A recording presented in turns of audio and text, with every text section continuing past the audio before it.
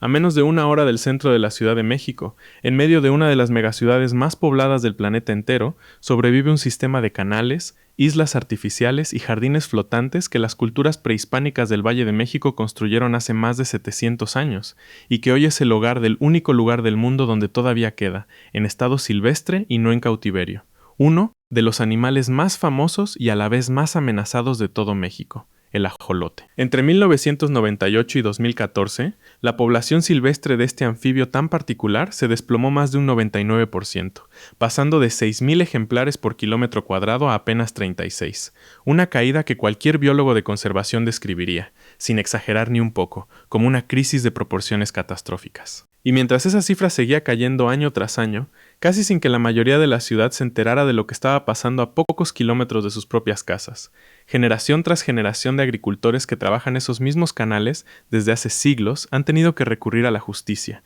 una y otra vez, sin ninguna garantía de éxito, para frenar distintos intentos de urbanizar, de secar o directamente destruir el humedal del que depende tanto su propio sustento económico como la última esperanza real de supervivencia silvestre de este animal tan emblemático.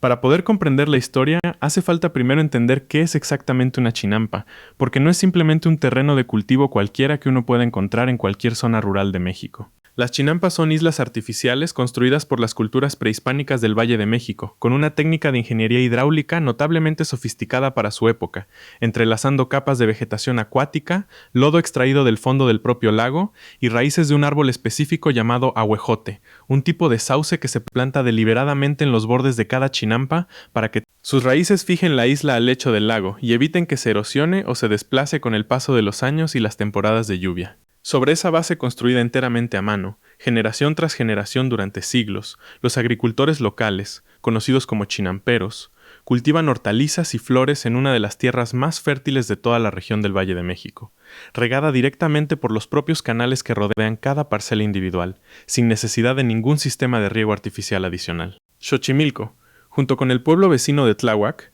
es el último remanente superviviente de un sistema de lagos que alguna vez cubrió buena parte de todo el Valle de México, incluyendo el antiguo lago de Chalco, que fue desecado por completo durante los años 70 para dar paso al desarrollo urbano acelerado de la ciudad, dejando a Xochimilco como el único hábitat silvestre que le queda al ajolote, en absolutamente todo el planeta Tierra. En 1987, la Organización de las Naciones Unidas para la Educación, la Ciencia y la Cultura declaró a Xochimilco Patrimonio Mundial, reconociendo formalmente el valor único de ese sistema de canales y chinampas, tanto por su arquitectura hidráulica prehispánica como por la biodiversidad excepcional que sostiene, que incluye, además del propio ajolote, hasta 190 y 3 especies de aves documentadas, muchas de ellas migratorias, junto con serpientes acuáticas, garzas y una variedad enorme de plantas, tanto acuáticas como de cultivo tradicional. Pero ese reconocimiento internacional de la UNESCO, por más prestigioso que sea sobre el papel y en cualquier informe oficial, nunca detuvo por sí solo el avance constante de la megaciudad que rodea Xochimilco,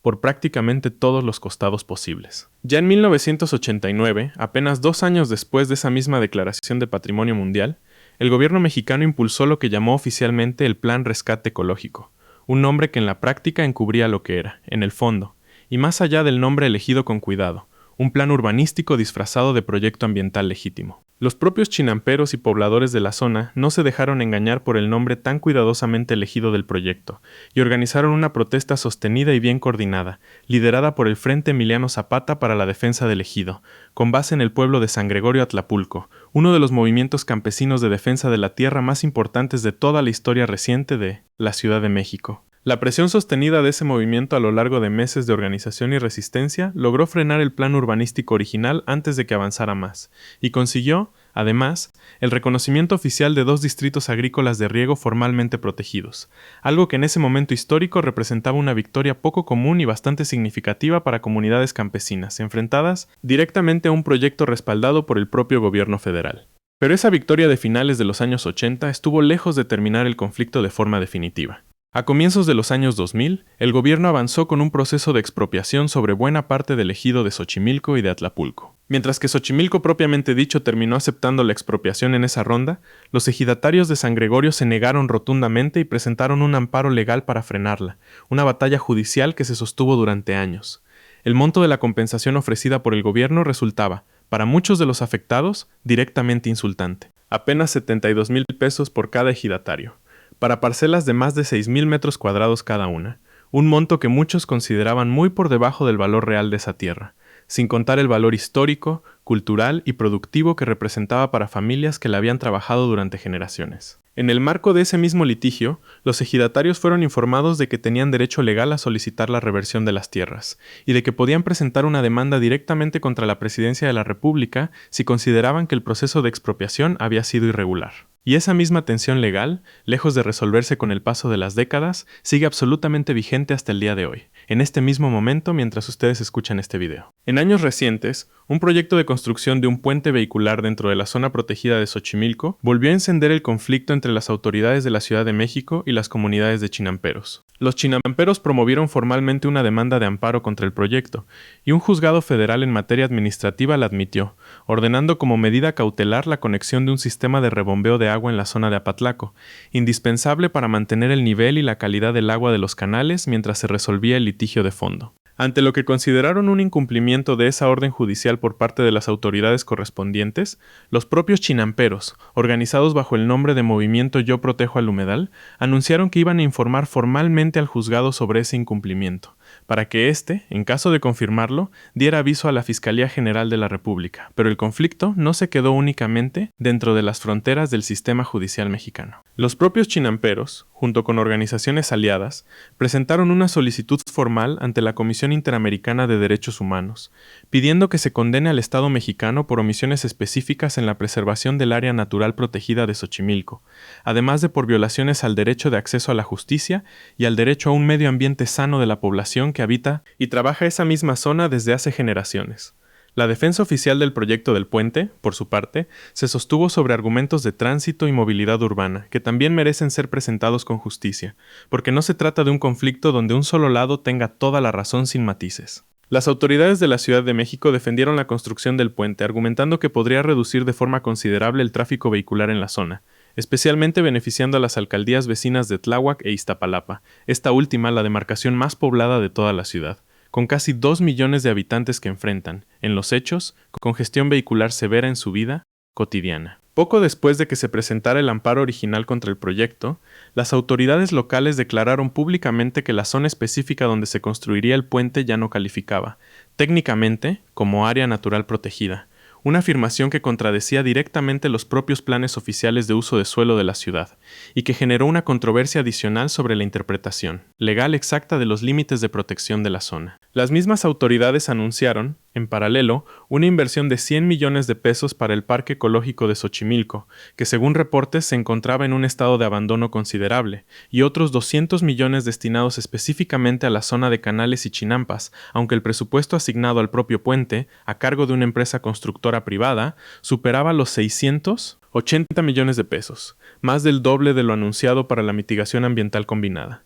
Mientras toda esta batalla legal y política se desarrollaba, y sigue desarrollándose hasta hoy, la crisis biológica del ajolote seguía su curso de forma paralela, casi como si corriera en una pista completamente distinta a la de los tribunales, ajena a cualquier resolución judicial. Luis Zambrano González, ecólogo del Instituto de Biología de la Universidad Nacional Autónoma de México, lleva años documentando esa crisis junto con su equipo de investigación, con una dedicación que pocos temas ambientales reciben en el propio país. Según los censos que él mismo ha coordinado a lo largo de más de 2 décadas, la población de ajolotes silvestres pasó de aproximadamente 6,000 ejemplares por kilómetro cuadrado en 1998, a apenas 1,000 en 2003, a 100 en 2008, y finalmente a solamente 36 en 2014, el último dato numérico oficial disponible con metodología tradicional al momento de esta investigación. Una caída sostenida y devastadora de más del 99% de la población en apenas 16 años, documentada con métodos científicos rigurosos y repetidos en el tiempo,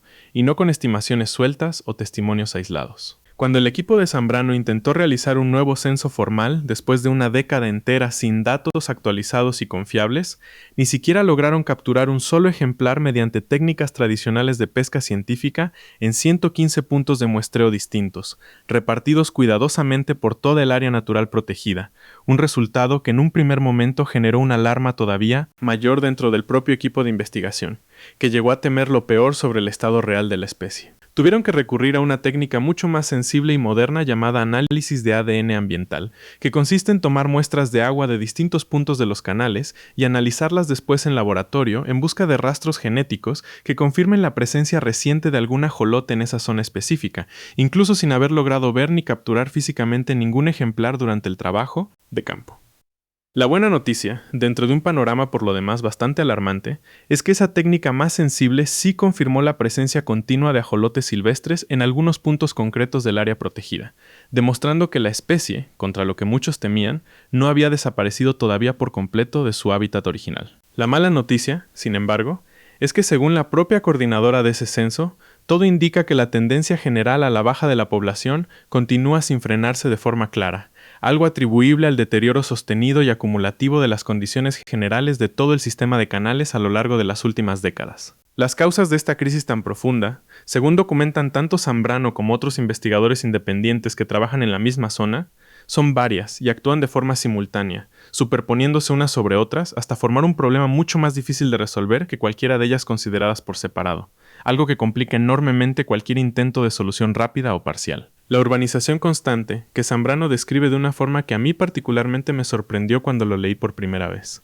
No se trata solamente de construir casas o edificios de varios pisos, sino que incluso las canchas de fútbol construidas dentro o cerca del área protegida cuentan como urbanización en sentido ecológico estricto, porque el ajolote no convive bien con el ruido y la actividad humana constante que ese tipo de instalaciones recreativas generan en su entorno inmediato, alterando su comportamiento natural de forma medible. La contaminación del agua es otro factor central y de largo arrastre histórico. Durante los años 90, cuando se aceleró notablemente la urbanización de la zona, muchas viviendas cercanas a los canales carecían por completo de conexión formal al sistema de drenaje de la ciudad, y las aguas residuales domésticas terminaban vertidas directamente en el agua de los propios canales sin ningún tratamiento previo, una situación que en algunos puntos específicos se sostuvo durante años enteros sin ninguna solución estructural real de parte de las autoridades correspondientes. Y la introducción de especies exóticas, particularmente tilapias y carpas asiáticas incorporadas a los canales durante los años 70 con fines de pesca comercial y consumo humano,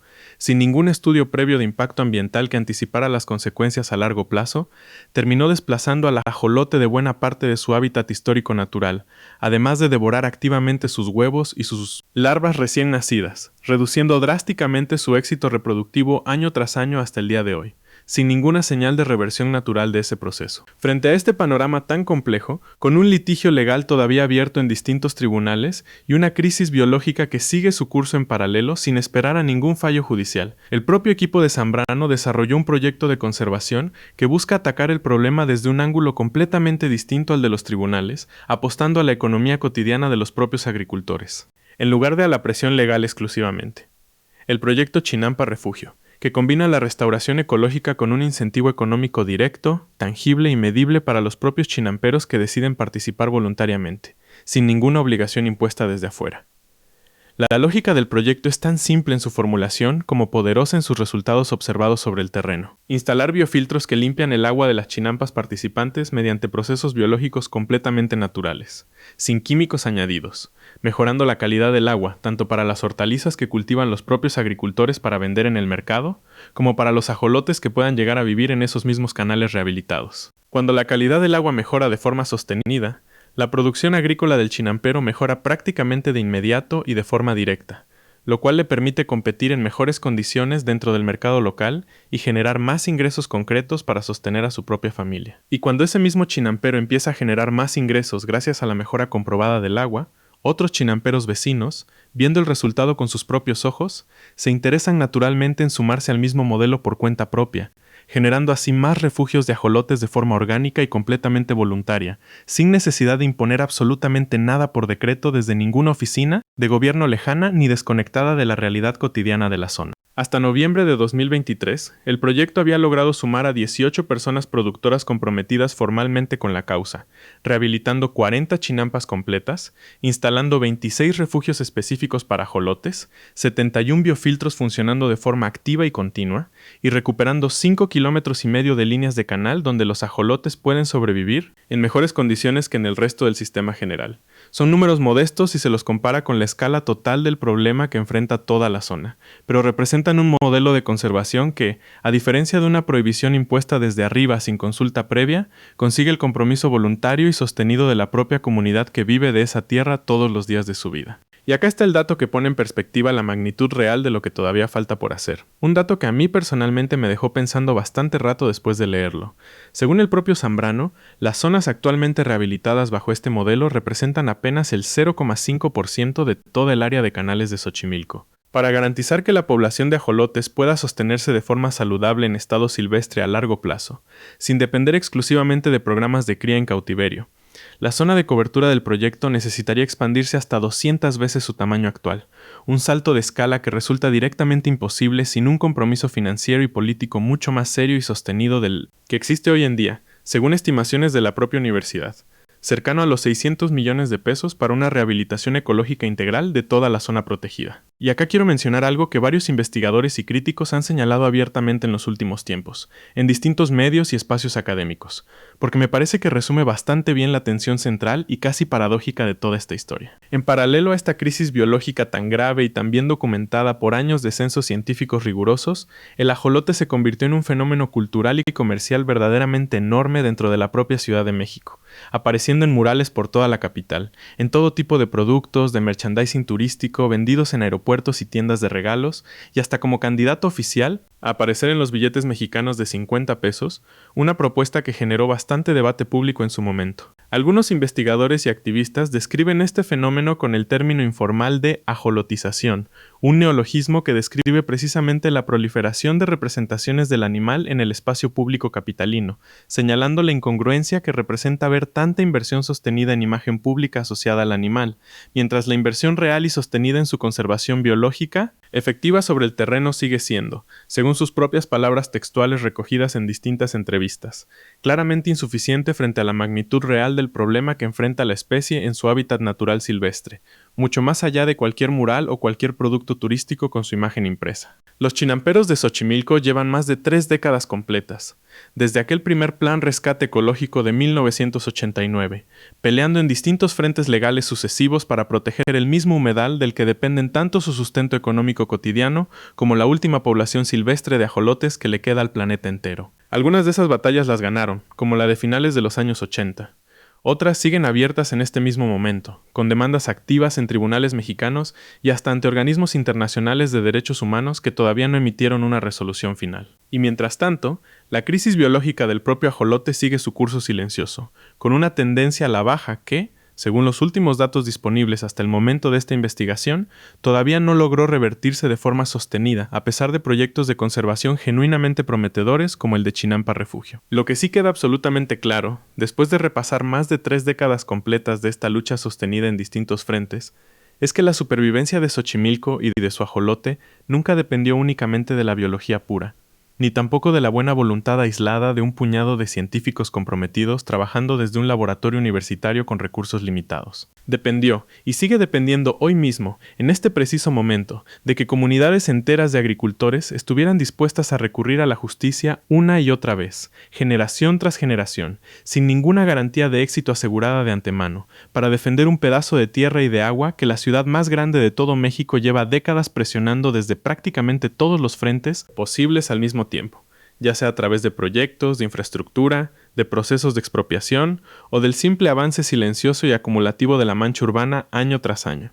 El caso de Xochimilco demuestra, con una claridad poco frecuente, que la lucha ambiental y la lucha por la tierra rara vez son cosas separadas entre sí, aunque muchas veces se las presente de esa forma fragmentada en los medios de comunicación tradicionales. Para un chinampero de San Gregorio Atlapulco, defender al ajolote y defender su propia parcela de tierra heredada de sus padres son, en la práctica cotidiana y concreta, exactamente el mismo esfuerzo sostenido, librado en los mismos tribunales, contra las mismas presiones económicas y urbanas de siempre, y con el mismo resultado incierto todavía pendiente de resolución final. El próximo video está directamente conectado con este tema. Así como acá vimos a un anfibio silvestre casi desaparecer sin que México se enterara, en nuestro video del Caribe mexicano les contamos cómo unos científicos descubrieron 2 especies de cocodrilos que ni siquiera habían sido nombradas por la ciencia. Les dejo el video por acá, suscríbanse y nos vemos en el próximo video.